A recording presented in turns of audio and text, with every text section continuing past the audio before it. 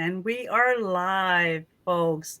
Excellent. Hello, everyone. Good to see each and every one of you. I am with Josh Hewett, and I probably said it wrong because my H's are just off the rocker today. You got it. Hewitt. Yeah. Thank you. And so, Hewitt with Hewitt. It's so good to see you, Jeff. Thank you. I'm going to say a little bit about Jeff. He's just, Josh. So, Josh. Why do I want to call you Jeff? you know what? I get it all the time. I get Jason and Josh, Jason and Jeff. So one of your spirits is probably Jeff because I'm one of those intuits that really connect to the spirit side. There So we go. Jeffrey's got my back. yes, Jeffrey got your back. So Josh is a fitness professional, and if you guys did not see some of those photos that I shared, oh boy, it reminds me of when I was doing my competitive days. But Josh, welcome. Josh is a fitness professional and mind and body coach with a degree in kinesiology? Yeah, basically Wow. exercise science. Yeah. Kinesiology and over 25 years of experience in the health and wellness field. So I can tell by the pictures. I'm going to share some with you guys. His interest in personal growth and self actualization led him to deeper exploration of his own consciousness through meditation, mindful movement, breath work, somatic experiencing, and the integration of sacred plant medicine. We're going to go into each and every single one of those words, guys. So don't worry. After experiencing a spiritual breakthrough in his own life, Josh now also leads breathwork and meditation workshops in collaboration with Medicine House Canada.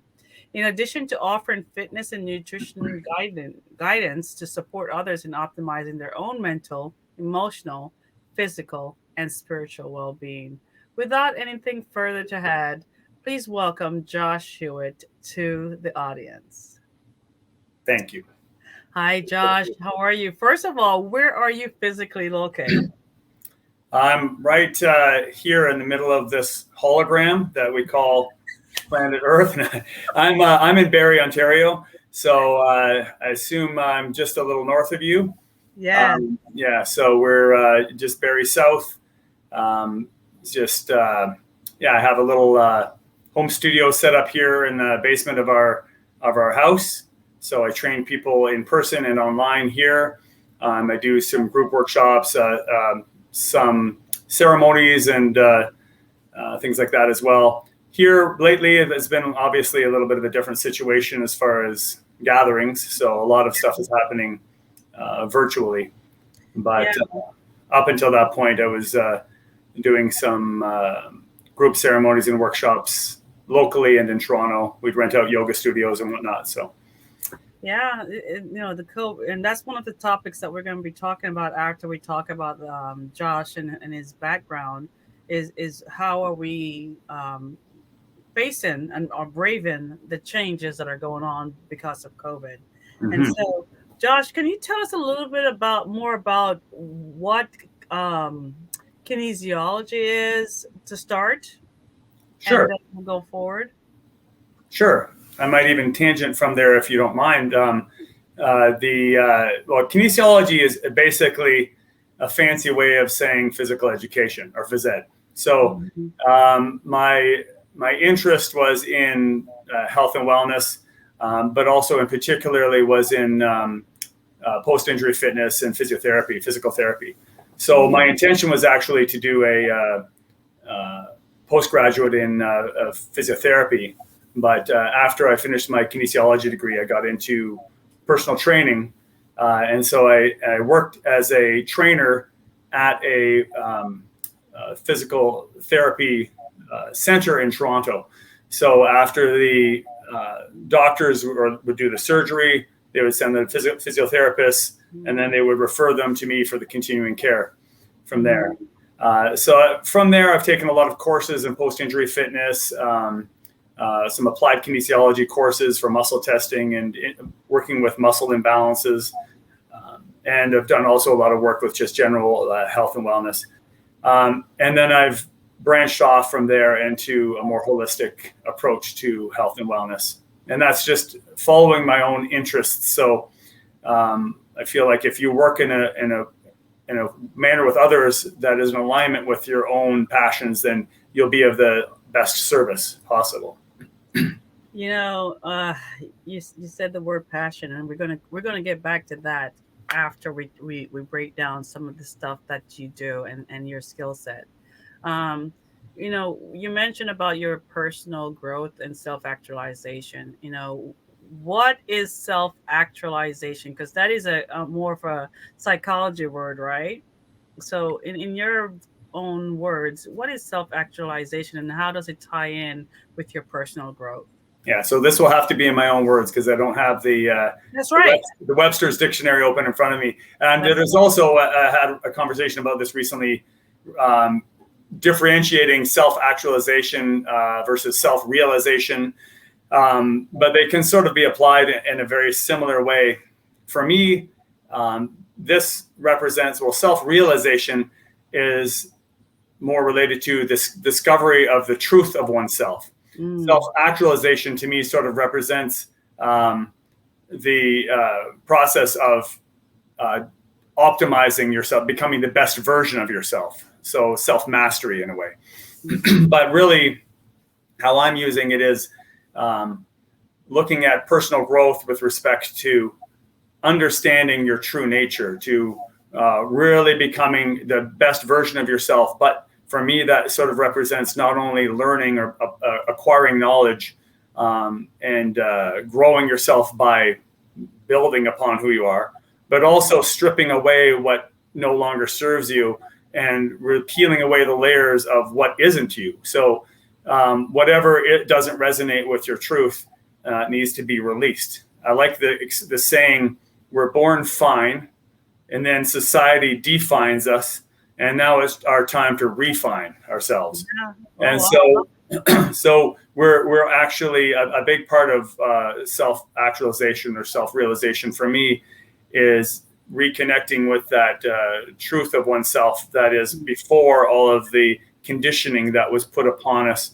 by what we've learned and acquired, like all of the habits we've taken on, the beliefs that we've taken on, all of the limiting beliefs per se. So there's in Buddhism they sort of look at your true nature is pure, Mm-hmm. your soul per se, your mind is in an unadulterated state is completely connected to the truth of this reality. It's completely open. It's enlightened basically. Mm-hmm. But we just have so many veils that we've accumulated over top of that that are creating a distortion from that truth, that it's our, if we so choose, we can start to do work to let go of those veils and get back to our true nature. I so agree with that. I'm so in alignment with that. And you mentioned the phrase Buddhism. So I think we had a conversation about this that um, even though we're not talking about religion, we're talking about practices and what you're practicing to get into that spiritual side connection of your mind, body, and soul. You mentioned that you align a lot well with the practices of Buddhism, right? Yeah, I think we were getting into a discussion a little bit. Maybe you'd ask me what my religion or my faith or my beliefs were around spirituality. Mm-hmm. And it's an interesting question because I feel like, and I don't want to be saying this with any sort of insinuated negative connotation related to religion or spirituality, because I think we all need something that is important to us as like a mission that we take on in our life that sort of helps to guide us.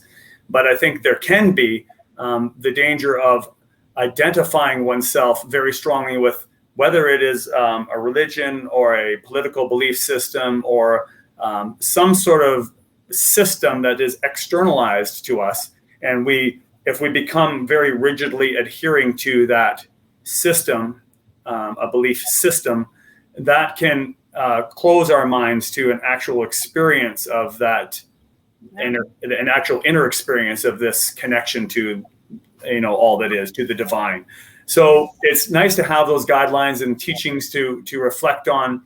But I like to say any guru is saying, gee, you are you, guru. It's, every good teaching system points a finger back within yourself, and seek ye within in the kingdom of God, as a reference I like from the Bible. And Buddha also continually tells you that this, I'm just teaching you a way to look within, to find that truth within. So when it comes to beliefs in spirituality, I really believe that we are, each of us, and a microcosm of the macrocosm, in as much as all of the truth of the universe can be found if we really become quiet and look deep within ourselves. So rather than limiting ourselves to this little meat puppet that's walking around navigating things and has to follow a set of rules that someone else set out aside for us as far as how to live, if we really follow practices that were set aside, for us from the masters and for those who have come before, we can find that truth within us, and we can have a connection to the, whatever we want to call source, or the divine, or the Godhead within ourselves. And then it becomes an experiential reality versus a belief system. It's not up here and externalized. It's down here and it's internalized. Right. And then it becomes real. So whatever we believe in, I feel like there's an important, or at least it's worth exploring the inner resonance of that belief within you, rather than just making it about following steps and stages. Yeah. So Buddhism, and that way, for me, really resonates because it's almost like a philosophy, or a set of practices to consider for your own personal growth, rather than a set of rules telling you how to live to get somewhere else.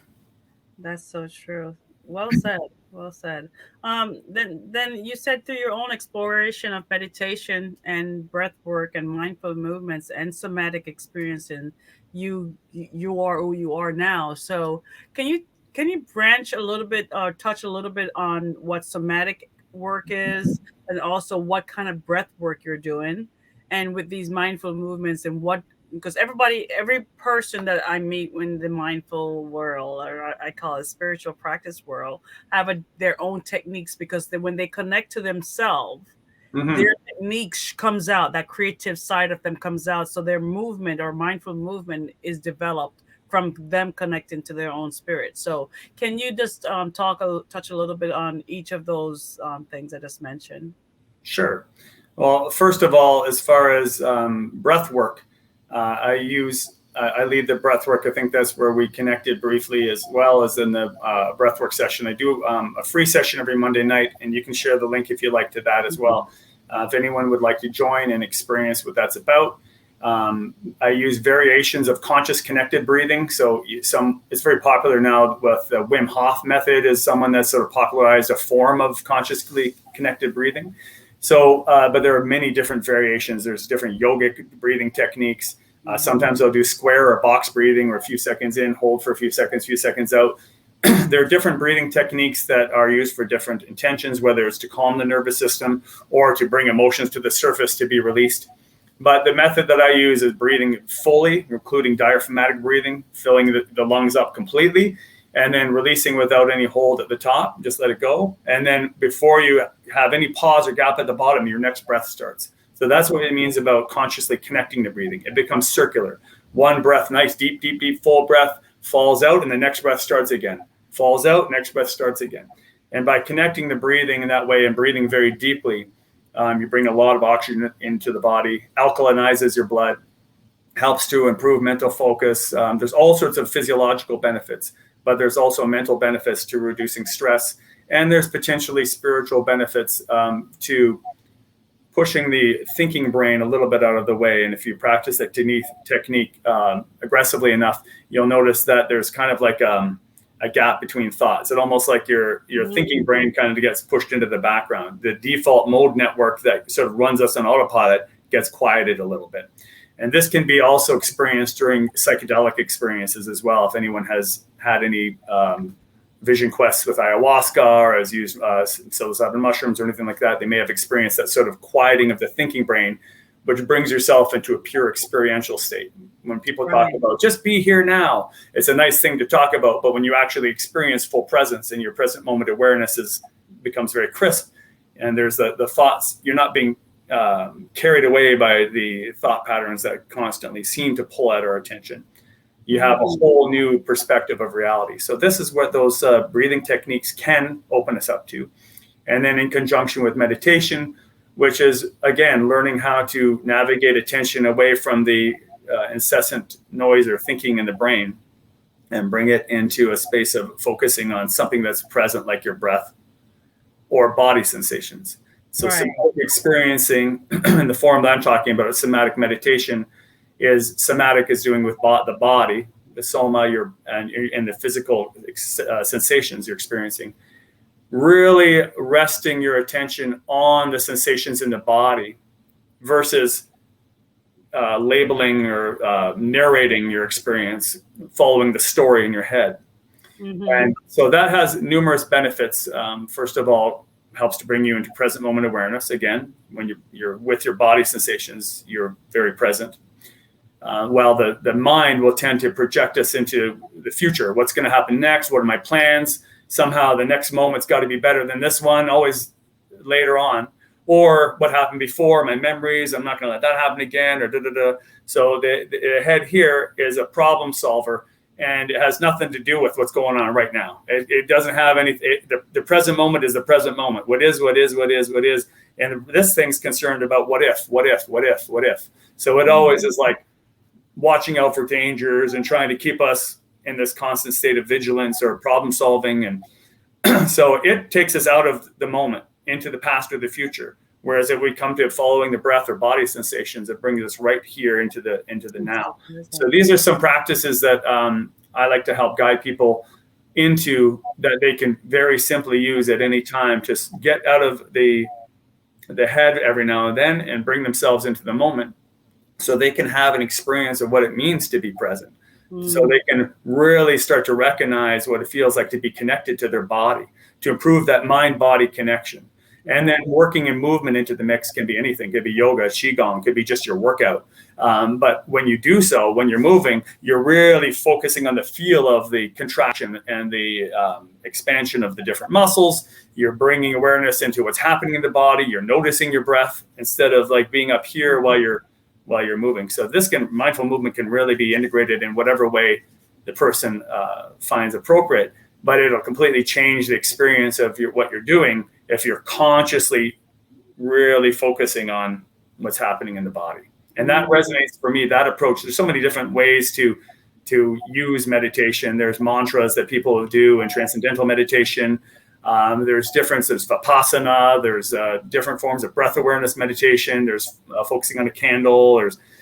For me, I find the somatic, the focusing on body sensations really resonates with my approach, being very oriented towards the physical world and exercise. And I find it's also very, very helpful for a great number of people who tend to be very cognitively focused and stuck in their head. To ground them back into their body can really help anchor them into the moment, help just slow things down a little bit, let their nervous system relax, realize that they're safe, their heart's beating, they're breathing. There's no urgency or emergency right in this moment, despite what's being bombarded with in the media. In this moment, most of us that were watching this, especially, we're good, right now.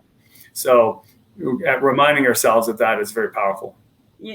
Just sitting here talking to you, it's, I think, interviewing and as a life coach, it is so important to be present. And if I'm having my own thoughts all over the place and I'm not listening to you, I would not have heard anything that you'd have said, for example. And so we totally encourage our clients to really be present. That is the number one, in my opinion, that is the number one thing we got to get them to get to. So when we talk, if I can give you a scenario, you have someone who is going through a divorce, and they have all this stuff in their head of what ifs, and they're going through the grief cycle, right? And they come to you and they're like, I can't focus. I'm not sleeping. I don't even know what to do. I don't feel well. How do you take someone like that, Josh, and get them onto a wellness program that get them to have emotionally intelligent, clarity, and some form of wellness, feeling it inside of them? How do we get someone like that back on track? Okay, so that's a lot to cover in one session, but in one. Oh, no. But just as a brief overview. Yeah. But any kind of physical exercise that resonates for them will be good in one sense, just to get them grounded in their body and help to reduce cortisol, stress hormone levels, and help to improve their physical and mental health just from that, just the exercise alone. But if that can be integrated into a practice that, again, helps to bring them into the body sensations. One thing I really find helpful that people can try to practice, it's better to be guided through the experience, but if they notice that they have some anxiety or stress around a given scenario, like a divorce and what's going to happen, and there's the financial things, and what about the kids, and then he said this, and next time I'm going to. So if this is a story that's constantly running in the head, and we definitely do need to use our brains on occasion for problem solving, or to create a plan, or to like put together a training program, or the brain is a supercomputer that is definitely helpful, but it makes a better servant than it does a master. So we need to learn how to use our brain efficiently rather than let it just run on autopilot and have us on default mode. So one thing that you can start to do is when you start to have emotional stress and it's creating a story around it. Quite often when we have a stressful emotion or feeling, a story will come up around that. And we'll believe that that story is the problem we have to solve, and we'll mull it over until we feel like we've come to a conclusion. So what I like to do is invite people to, in a safe setting, in conjunction with some relaxation exercises, is see when you have that emotion come up, that powerful emotion related to whatever the scenario is, where do you feel it in your body? So if you can come to a place where, and that's a tough thing, because often people say, well, I feel like they shouldn't have said this thing. It's like, that's a thought. That's not a feeling. Well, I feel like I should have, or I feel like this should have happened, or that should have happened. So sometimes it's challenging to get people really into know what you feel like. Well, I'm feeling kind of like nervous around, okay, now we're starting to get there. Where do you feel that nervousness in the body? Well, I feel kind of like a tightness here, and my heart rate kind of goes up and my breathing gets shallower. I was like, now we're getting into feeling. Now we're getting to sensations. So we can now and you get them close their eyes and feel like, okay, I feel kind of like this is happening. And if they can come into a place where you can actually feel in your body where you're feeling those emotions of stress that related to the scenario, and just work without dealing with the story, just work with what's going on in your body and your physiology, and breathe through it, then you can come to a place where those emotions can start to be relieved, and you can start to have a better ability to cope with them. So this relates to being grounded and centered and having emotional health, is learning how to be with physical sensations. And you can practice this even with just aches and pains, but also where you store emotions in the body, because we hold a lot of emotions in our physical self. Right. So even trauma from the past, if it's not resolved in the time, because we didn't have the resources to navigate that traumatic experience at the time, now if we're paying attention to our body, that trauma will still be stored in our nervous system in some capacity, and it can be triggered through certain circumstances, and we tend to think, it's that circumstance, the trigger, that's what's the problem, without realizing that's just a button that's being pushed within me. Right. I could be standing right beside another person in the exact same scenario, and they're like, what's the big deal? But for me, I'm like, don't you see, the whole world's collapsing. But that's because how I'm responding to it. So Not that the scenario is appropriate, okay, or we don't have to do something about it, but we need to take responsibility for our reaction around it. Yeah. And if we're able to navigate that, and there's certain methods related to that, then we can become responsible rather than reactive. And if we are able to have something come at us, and rather than just reacting with a knee-jerk thing, and then later on saying, oh my God, I kind of lost it there, we have a little bit of a space between what comes at us or what we're experiencing, being able to see, a trigger's coming up, let me be with that, that's happening within me. Mm-hmm. I'm taking ownership of that. I'm going to choose how to respond appropriately, and then I'm going to deal with this feeling. Right. This also there's two aspects to that that I really encourage during a session. One, and these are a big ask. They're not easy, but they're very powerful if you can open yourself to it. And one is the idea of unconditional feeling. So we've heard about unconditional love. This is unconditional feeling, means once you're going into seeing what's going on in your body, you feel everything. Like even that yucky, heavy feeling, some people look at that as shadow work, right? You get into the uncomfortable spots where like, actually, I've been doing everything in my life to numb that and suppress it and self-medicate that feeling so I don't have to go there. And now you're asking me to actually feel that thing. Like, I've been trying to get rid of it. It's like, ironically, quite often when we can give ourselves space to acknowledge and feel a feeling that's kind of always just in the background and feel it unconditionally, it has some space to integrate in a healthier way into our body and our nervous system, rather than just being balled up and suppressed.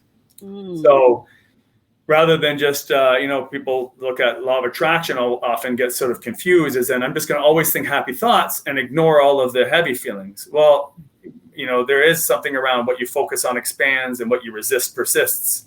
But by not acknowledging these things, we're actually resisting that feeling and giving it more charge.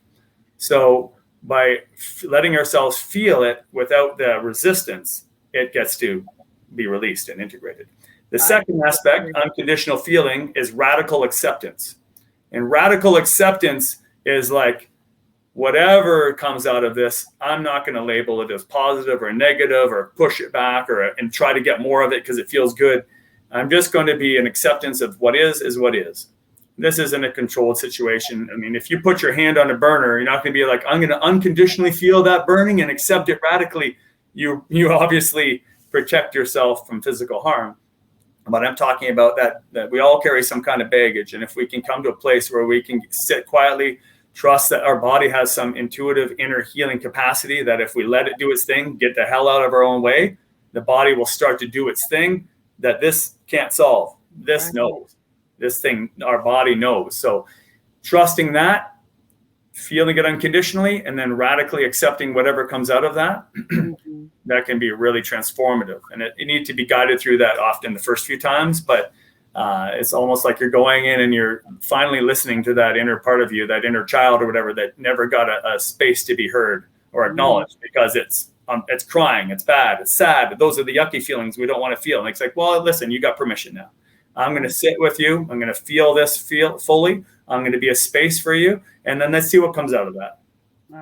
What you just said, the unconditioned feeling and the radical acceptance. I go see an osteopath every other week for my joints. My joints have gotten so tight and tense through a very long, prolonged chronic stress period that I had to go through. I had to go through it, and when you look at an experience, when I look at it as a gift. But then my body itself had held all this tension and emotion code, as I call it, in my body. So she's releasing it.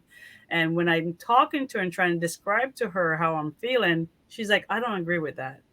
She makes me realize just what story or what phrases I'm saying to myself in not even acknowledging my own emotion or my own body. I'm literally dismissing my body. So she was able to give me a gentle reminder that how we speak to ourselves is so vital to our wellness. And then that brings me to the other point, is the placebo effect. This where science shows that when you give them a placebo medicine, that they actually got better, versus when you tell them that you're giving them a fake pill, they didn't get better. And so when we really get into our bodies and really relax and feel safe.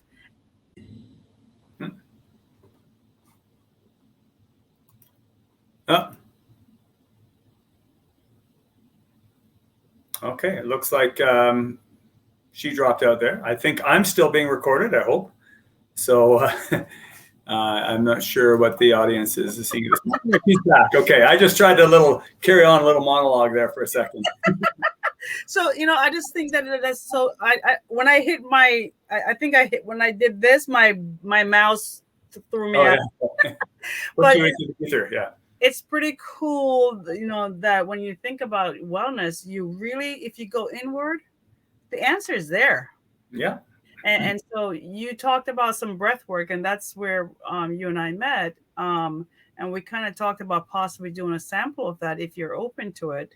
But So on that, sorry, I didn't mean to interrupt you, but this is something just to relate it a little bit more closely to what's going on right now with COVID as well. These sort of practices, bringing your awareness inwardly, is so important, because we have so much right now that is, and with the media and just the global situation, The energy on the planet is very sort of frenetic right now as we go through a big shift.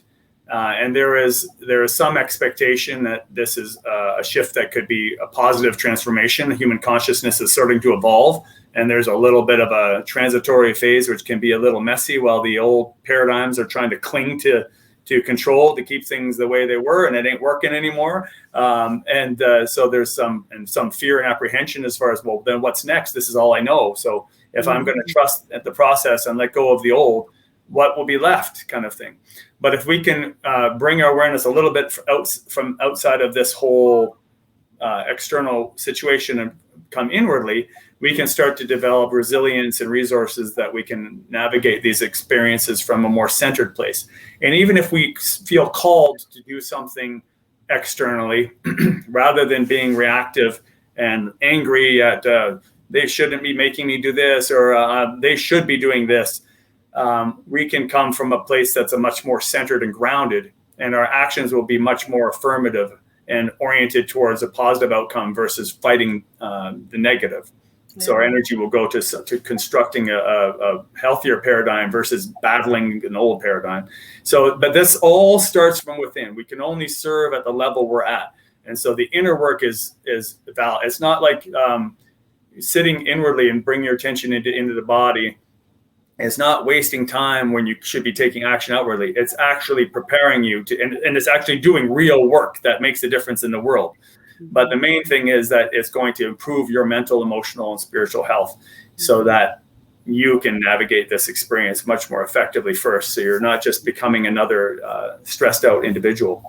The second thing that can come from being more present to your experience by bringing your awareness into here versus spreading it out here, is that we're getting permission to interact authentically. And everyone, even if they don't acknowledge it outwardly, and even if they're a little afraid of being truthfully themselves, and so we all kind of wear a mask, an ego. We wear ego masks and present ourselves in certain ways in certain situations, which we need to have some sort of personality to present in different environments, at work, this, at home, this, but if we can become much more present and get a little bit out of the constant noise in the head, we can present ourselves much more authentically. So, for example, when we're having a conversation, I won't be thinking of what I'm going to say next while I'm listening to you. I'll just be focused on what you're saying, and then vice versa.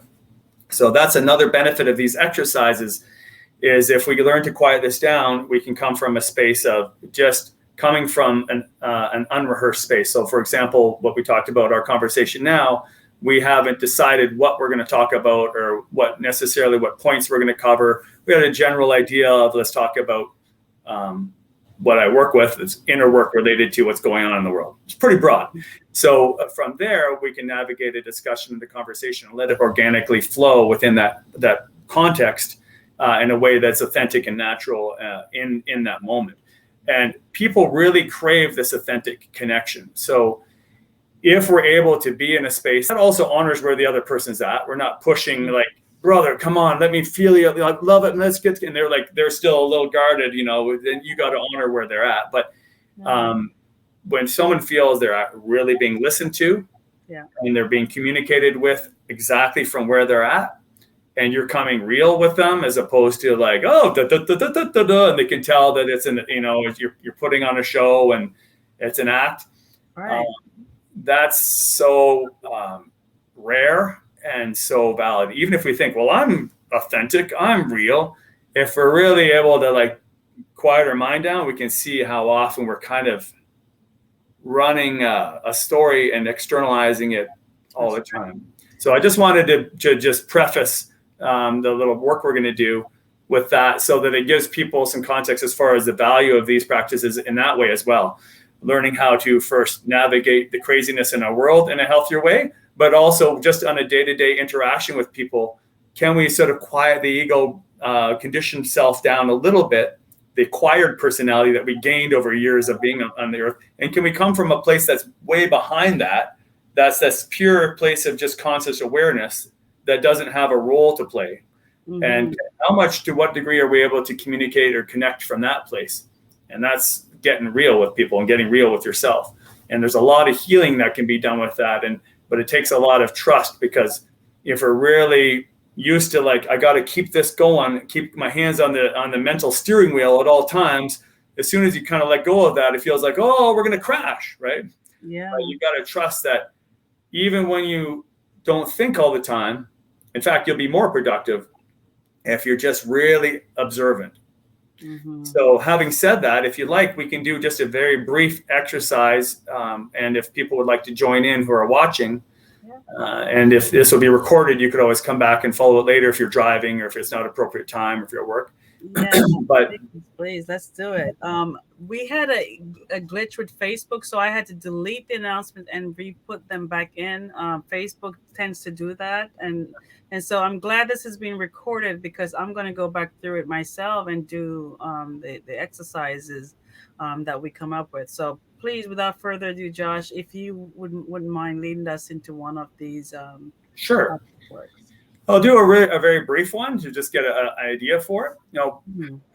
The benefits of these practices really depend on how much the person puts into it. So if you can let yourself fall into the practice, that's what makes it effective. So the way I convey it and the space I hold for it does make a difference, but it's not about what I'm saying. It's about how willing you are to just surrender into the experience. So we'll do a very brief little dive into the inner experience. So while you're watching this, if you want to pause it and find a place where you're comfortable sitting down or lying down, ideally where your spine can be fairly straight, so you're not hunched over, but you don't feel like you're tense or you're forcing yourself upright. This will allow the energy to move through your body more naturally. It also allows you to breathe in more deeply. So once you've found that space, you may want to have some water in your body. If you want to take a sip of water, you may want to blow your nose. We'll do a few deep breaths before we get into the inner experience.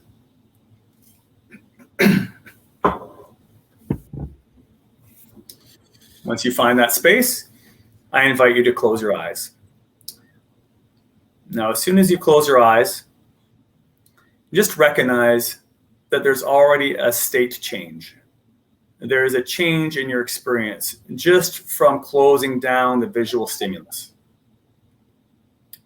Just invite that closing of your eyes to be an opportunity or an invitation to move your attention inwardly. Move your awareness more into your inner experience. I'm going to offer small gaps of silence in between my speaking, to allow you to start to observe the sensations in your body, and to start to notice the sensations of breath, your natural breathing,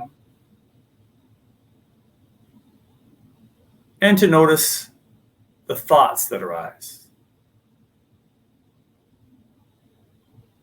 You may find that as I leave that little bit of space, there may be thoughts of judgment. What's next? Am I doing it right? Why is he not saying something? How long is this going to be? It's not working. The brain will generate all sorts of thoughts, judging your experience, narrating it. And that's normal, and it's totally fine. So we're not trying to make the thoughts go away or empty your mind completely. But what I do invite you to do is just recognize that the thoughts are coming and going. It's just artifacts of brain activity. And you don't need to follow every single thought. Just invite you to not identify as your thoughts. Just like your lungs breathe and your heart beats, your brain is going to think. Just recognize the brain is thinking, but let it be in the background.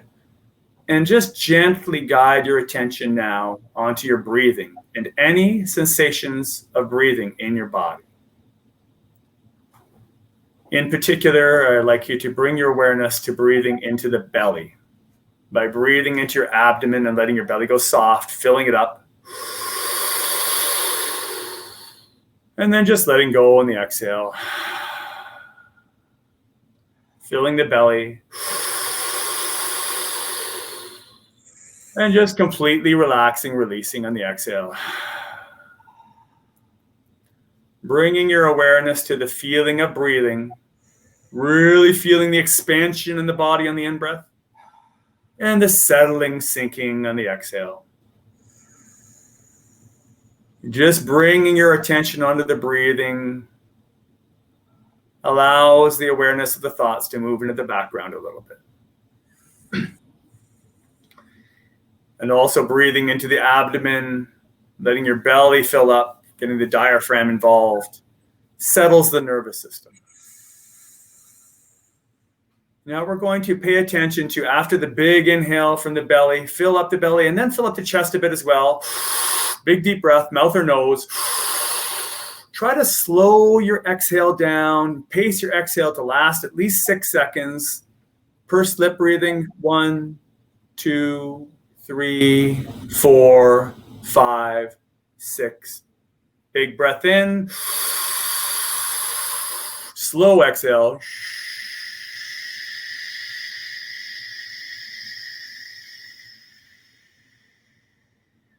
Big breath in. Slowly exhale. I'm breathing through my mouth so you can hear me better. You can do it through your mouth or nose.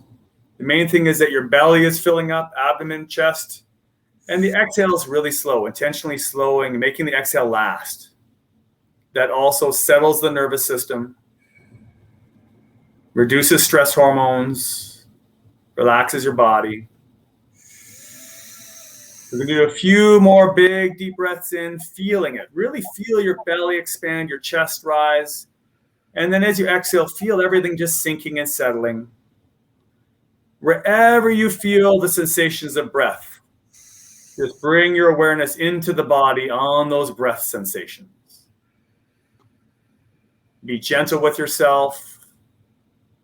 If the thoughts come back and distract you, or you find that you're being carried away into a narrative or a daydream, that's okay. Now that you've noticed it, come back to the breathing, filling the belly and chest, slow exhale, and just feel it. Trust yourself that it's totally appropriate and a very good use of your time and attention to notice how the breathing feels. This is the breath of life. This is the one factor that we need to stay alive, is the breath. Let's give it our attention. A few more big breaths into the belly, into the chest. Fill it up, fill it up, fill it up, and let it out really slow, really slow, really slow. No holds, no pauses. Now we're going to do another 5 or 6, but we're going to remove any pause at the top or bottom. And we're going to do a little quicker on the exhale. We're just going to let it fall out. 5 or 6 big ones. I'll do the mouth so you can hear me, but mouth or nose, whatever you like. Let it go. Next one in. Big, big, big, big, big. Let it go. Next one in. More, more, more. Up, up, up. Let it go. A couple more. Big, big, big. If you're getting lightheaded, that's okay. Keep going. After the next 2, big breaths in, I'm going to invite you to exhale it all. One more big one. Exhale it all and hold it out. Exhale it all. Hold it out. Empty it out. Hold your breath. Hold your breath. Now, if you find you have to take one more in and let it out, that's okay. But end up with your exhale and hold. Exhale and hold. Hold it out. Few more seconds. Feel your body becoming very still. The next few seconds, you're going to take a big breath in and hold, but not yet. Wait for it. See if you can feel your arms and your legs. Don't focus on straining and holding. Feel your limbs. Get ready for a big breath in. When you breathe in, imagine you're pulling it from your belly up into your head. Hold it in your head in 5, 4, 3, 2. Big inhale and hold. Up, up, up. Fill it up, fill it up. Hold it and relax your shoulders while you're holding. Hold the breath, but let your jaw unhinge. Hold the breath in, but let everything else get soft, soft, soft. Let the thoughts just go into the background. Feel your body becoming very still. Whatever sensations are there, let them just wash over the body. Whenever you're ready to exhale, let out a big sigh with your exhale. Just then let the sound out with your expiration when you're ready. Whenever you're ready, hold a little bit more. You can hold a little longer. You've got so much oxygen in your body right now. Hold it. Let everything get very relaxed. Nervous system is settling. Your body is doing its thing. Trust it. And whenever it's time, whenever you're ready, you're going to let out a big sigh with the exhale, such as this. And then just breathe naturally when it's time. Hold longer if you like. Just notice the brain might be in the background trying to navigate your experience, counting the clock, how long, I don't know if I should, what if I'm dizzy, let that go. Trust your body, feel your body, trust yourself. Feel your arms, feel your legs. If your hands and feet are tingling a little, that's okay. If you're noticing some waves of sensation moving from the top to bottom or tingling throughout the body, that's good. If you just feel a little lighter, a little more relaxed, that's great. Whenever you do exhale and do that big sigh, just sit with that stillness, with your natural breathing.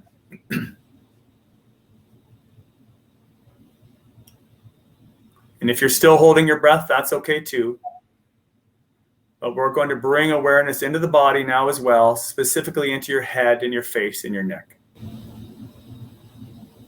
Just give yourself some time to do this. You don't need to figure out why or how long. Just right now, feel any sensations in your head, face, and neck.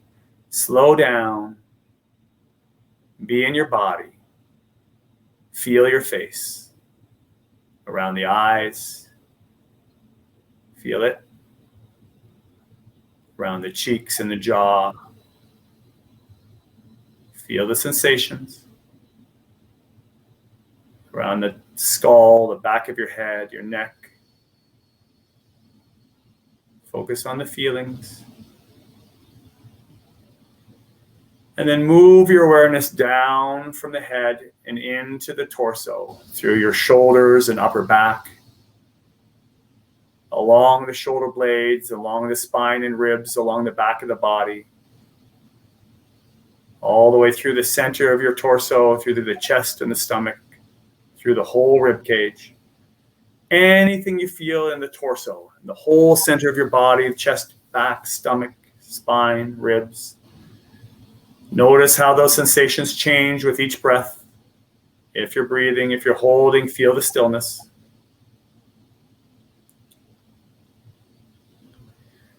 And again, just be aware of any thoughts that are starting to pull at your attention. Notice any narrative or storyline that's happening, any to-do list items that are popping up. Just let them go for now. Just for now, as an experiment. Just this time, feel your body, the center of your body, your torso.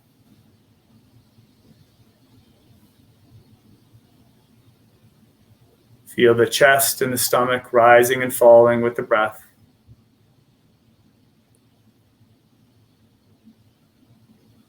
And just notice any sensations that are particularly strong. Maybe it's an area of tightness, some tight muscles, little stomach upset, or maybe it's the muscles in your back trying to hold you upright. Any strong sensations. And just for now, you can always try to fix it or get rid of it later, but just for now, release any need to fix anything. Release any desire to solve a problem. Just feel exactly what is there as it is with total acceptance. And see if you can play with the idea of noticing the sensation with an objective mind, a neutral observation. just curious. What is that sensation? It's so strong. Does it have layers? Is there like a heavy, like tight part underneath, but maybe over top there's like a tingly, pulsing part of it? Are there layers to that sensation? Relax and breathe. Notice, does it have a direction? Is it sort of pulling in or tugging up? Is it moving around or is it spreading out? Is there movement there? Breathe and feel it. Relax into it. Don't try to change it or get rid of it. Just relax and breathe. And just notice where it starts. Like, where is it least intense? Where does that sensation just begin? And can you trace it to the part where it's the most intense, the strongest part of that sensation? Just find the shape of that sensation in the body. Where are its boundaries? Where is it strongest? Just mapping it out, hanging out with that feeling, exploring it. Now, what if you were to ask, with words, but it's more about the feeling, ask that sensation if it had something to show you, if it's trying to tell you something, if it wanted to communicate something, if your body is communicating with you, and it does this through sensations, what would it want to show you or share with you or tell you? And it may not be with words, but just ask the question, open to listening. Sit with that sensation and pay attention, listen to it, hear it, feel it. What are you trying to tell me? What do you want to show me? I'm here, I'm listening. It's okay. Breathe.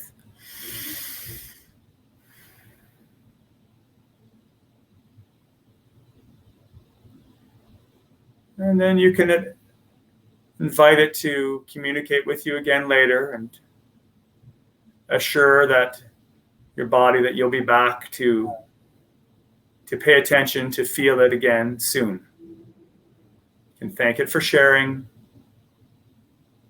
and just gradually move your awareness back into the rest of the body, noticing your arms and your legs, noticing the sensation of breathing,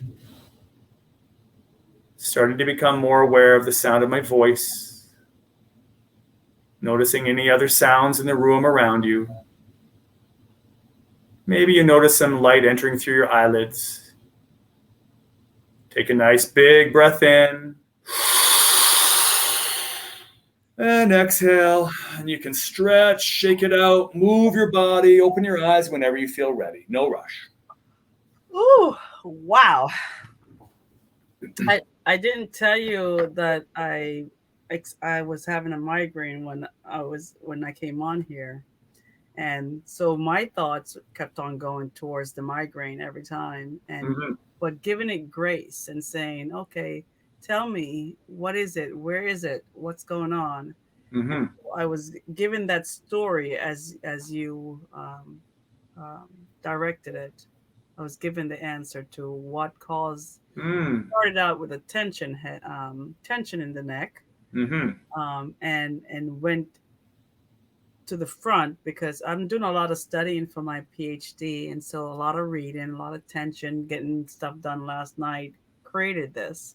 And I didn't do enough breath work to get rid of the tension before I went to bed. Shame on me. Yeah. Well, it's sometimes we really push our bodies. It's like a faithful dog. Like it's there with us from the day we're born to the day we exit this realm. And often we take it for granted and we really push ourselves hard. And we're focusing on what we think needs to be done up here and what we want to accomplish without at least deeply acknowledging and appreciating that this physical vehicle is carrying us through this experience and everything we put it through. And even the stress that we carry up in here releases stress hormones in the body and tension in the muscles.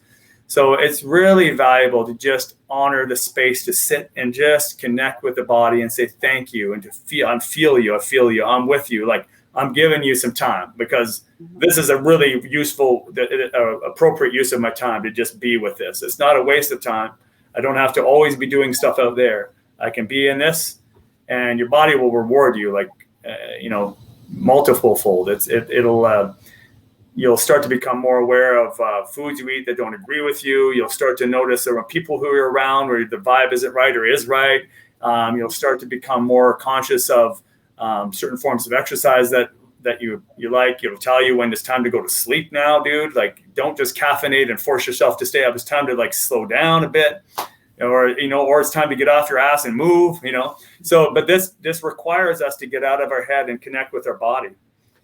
This is just like just touching the surface of what's possible here. There are different therapy techniques like focusing and somatic experiencing, that trauma therapy techniques that get into trauma resolution and healing, primarily through connecting with the body and body sensations with certain practices, creating a safe space for it, learning how to titrate back to a good feeling place if it gets too heavy, and then come back into that trauma vortex and back out and titrate out little layer by layer as you're able to, because it can trigger you too if there's memories tied up in certain areas of the body, right? Right. And Josh, we are at the end of the hour, but this is a basic introduction of who Josh is. I definitely would love to have you come back, because I think I would love to have you do an hour on just nutrition and finding the right, talking about the importance of finding the right exercise, food, and breathing, mind-body connection to the body to create that body that you want. I know for me, stress took over my body, and I couldn't produce what I was trying to control with the weight training and the diet. With all that, because I had more stress, my inflammation decided to take over instead of producing what I wanted. So I would love to have you come back on and do some more, introduce a different type of breath work if you want, if you are compelled. So without that being said, I would like for you to end by just giving us some advice as to how we can deal with what's going on with COVID and the anxiety and the like you said, the stuff that's coming at you. Breath work is very important, and I heard you saying that a lot. And one of the things that I'm going to, before I let you do the last phrase, the last act, as I call it, I heard so many good things that came out of you. Trust in yourself, and knowing that your body itself is its healer. Being present is so important. Just being present with someone shows you authenticity. Surrendering to the emotions and the thoughts that are coming, but just let them go by without judgment. And just really thinking about your body as an holistic temple where your mind, your body, and your soul is telling you and giving you directions as to how to be well, and just taking acting. You have to do your part. How did I do with listening? Yeah, that's a good summary. Yeah, and acting from a place of like coherence with your true self, because often we take action which is driven out of a fear response, or like I feel threatened, so I'm going to act outwardly in a reactive space. So learning how to come from a grounded place of being responsive, responding, and being responsible, versus being reactive and being triggered and acting out of fear and anger. And you'll see a lot of that on both sides of different stories that are people telling, fear and anger, and projecting outwardly, finger pointing onto other people. The sheeple and the conspiracy theorists, you're just towing the company, the narrative that's, you're just, an outlier that's going to get us all. So there's a lot of this, like, I don't feel right, and it has to be their fault that I don't. So around that, I would just say learning how to become grounded in your body, and being more present, and acknowledging your own emotions and their role they play in the way you respond to others, and owning that without always projecting outwardly will help you to navigate any sort of difficult experience. And a lot of these practices, especially feeling like grounding exercise, feeling your feet on the ground, bringing awareness into the body, can help that. And then learning how to approach these from a place of moving towards what you want in life, even for personal goals. This as far as training and nutrition, and we can definitely get into that that's a whole other, I like that sort of a more practical, let's deal with the physiological health of the body. We can look at the mental, emotional stuff, so we can definitely get that to a whole other discussion. And then on the other end, there's a whole other discussion around spirituality and when I was thinking I was going to achieve happiness through accumulating wealth and becoming, YouTube famous or whatever it was, and getting out of debt and accumulate. I thought this was going to make me happy, having my family in it. And once I achieved all the things that I thought would do it, there's an empty thing inside, which led me on my own spiritual journey to uncover what that was. And it was within, and it's much deeper than what one can imagine. So if you're able to come from that place, that will drive you in the right direction. But the one thing around that I can leave with on as far as how you want to approach this weird situation is visualize what you want to achieve, the world that you want to be. I know it's a cliche, be the change you want to see in the world. I get it. Like, we can say all these things, but actually forming a picture of the ideal life that you'd like to have, the ideal you envision for everybody, and moving and putting energy towards that, versus you can be very clear what you don't like and use that as a catalyst for initiating change. But if you're constantly battling what you don't like, your energy is going into, like I said before, what you resist persists. Your energy is going into fighting the shadows. And when you stare into the abyss stares back into you. If you spend your life fighting monsters, be careful that you don't become one yourself. So spread the light versus battling the dark. Put your attention very clearly towards the positive that you want to see in the world. Direct all of your energy through love and compassion into feeding that. Build that, versus I'm going to attack what I don't like and protest what I don't like all the time. There's a place for both, but certainly there's enough warriors out there battling demons. We need some light bringers to come and start to push us into the new paradigm, because the shift is here, and we need that vision to be very clear where we're going. And even in your personal life, when you're like, I'm tired of being inflamed and overweight and having my diet or this bad relationship, and I want to get rid of this as my goal. Okay, you know what you're starting from, but where are you going to? Instead of like, I'm tired of being inflamed, I want to feel free and feel better. I'd like to feel leaner and more athletic. I'd like to have a healthy relationship in my life that enriches me and that we're not codependent, but supportive of one another. So this is where the energy is going, because you can list everything you don't want and put energy to that. And it doesn't give your brain a clear vision where you're going to. So that's what I would leave on. I know that was a little bit of a diatribe. I've hit things from a number of different angles because I'm very verbose, but I try to paint a picture with words. But I hope that gives us sort of an idea of what I recommend, and whatever moves you into that. If that's a little shift, if you're feeling like I'm kind of hanging on, I just got to, some people think right now during COVID, I just got to hold it all together. I'm saying, let it go. Let it go. Breathe it out. Move towards what's next. Open yourself. Don't hold it all together. Open yourself. Well said, Josh.